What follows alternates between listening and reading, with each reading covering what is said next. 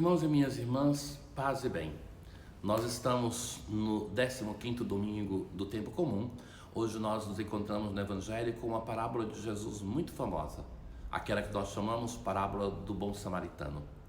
Jesus está fazendo o seu caminho para Jerusalém e neste caminho ele encontra diversas pessoas que fazem a ele as perguntas que nós quereríamos fazer. São as perguntas também que fazem a comunidade de Lucas, e com esses fatos contados, Lucas busca dar uma resposta para as perguntas que a comunidade cristã primitiva fazia. Ora, este homem faz uma pergunta que tantas pessoas fizeram na história a Deus, a Jesus: que coisa devo fazer? E se nós pensarmos, por exemplo, é a pergunta que faz o jovem Francisco quando entra na igreja de São Damião, é a pergunta que faz Paulo no seu processo de crescimento e de conversão. É a pergunta que nós tanta vez fizemos ao Senhor: que coisa devo fazer? Este homem faz uma pergunta teologicamente muito consistente, de um homem que se vê que é um doutor da lei. Um doutor da lei não é um advogado, mas aquele que conhecia a lei mosaica, que conhecia a Bíblia. E este homem diz assim: que coisa devo fazer para receber em herança a vida eterna? Ou seja, a vida eterna não é um direito, mas é uma coisa que é herança, é graça, é dom. Ele não vai conquistar a vida eterna, mas receber em herança. E Jesus não é um mestre que responde facilmente as coisas. Uma pergunta e uma resposta, mas provoca a pessoa a reflexão. O que está escrito? E ele vai dizer assim, citando dois textos, o primeiro do Deuteronômio, que fala do amor para com Deus, e o segundo do Levítico. O primeiro era muito conhecido porque um pio hebreu recita 3 vezes por dia este texto. E Jesus, contente com a resposta dele, vai dizer assim: faze isto e você vai viver. Ou seja, você fez bem, você recitou, você conhece a doutrina de memória, mas isso não basta. Tem que descer essa doutrina no seu coração e na sua vida. Tem que não só conhecer, mas tem que viver, tem que fazer. E este homem, para se justificar, para dizer assim: mas não é fácil viver isso, não é? Também tantas vezes nós pensamos isso, daquilo que nós aprendemos na igreja, na catequese. Este homem vai dizer assim: mas quem é o meu próximo? Essa era uma pergunta corriqueira no tempo de Jesus.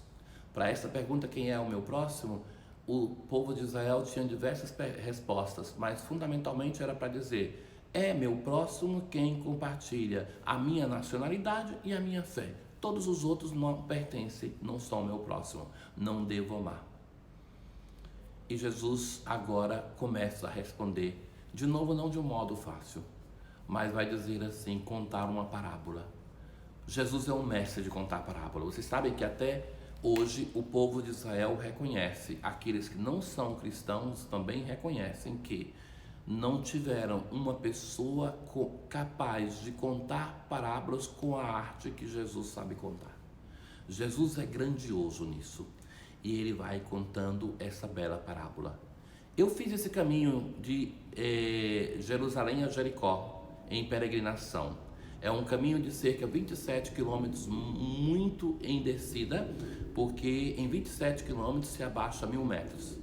Era um caminho que fazia as pessoas que eram com poder aquisitivo do tempo de Jesus, porque moravam em Jericó, que era um local que era de um clima mais ameno.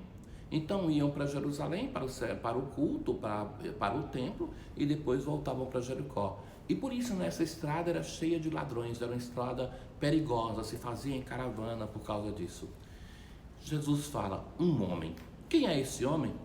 Ele não diz se era um ladrão, se era alguém que vem do templo, se era um comerciante, se era um hebreu ou se era um samaritano. Que homem é esse? Não importa. Para Jesus, intencionalmente é um homem. E porque é um homem, merece o amor, merece ser o meu próximo.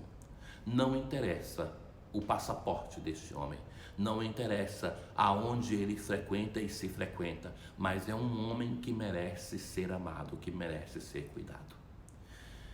E quando ele cai na mão dos ladrões, está ali semi-morto, Quem é que passa primeiro? Um sacerdote, depois um levita. Um levita é como o sacristão do templo.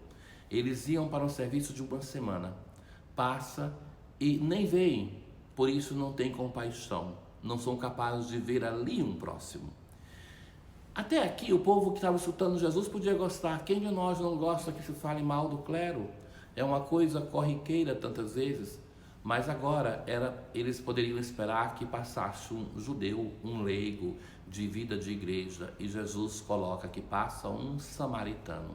O samaritano que era odiado, considerado um herético, um pagão, e que tem diversos momentos da palavra de Deus que se faz ver isso. Um povo que não é amado pelos judeus.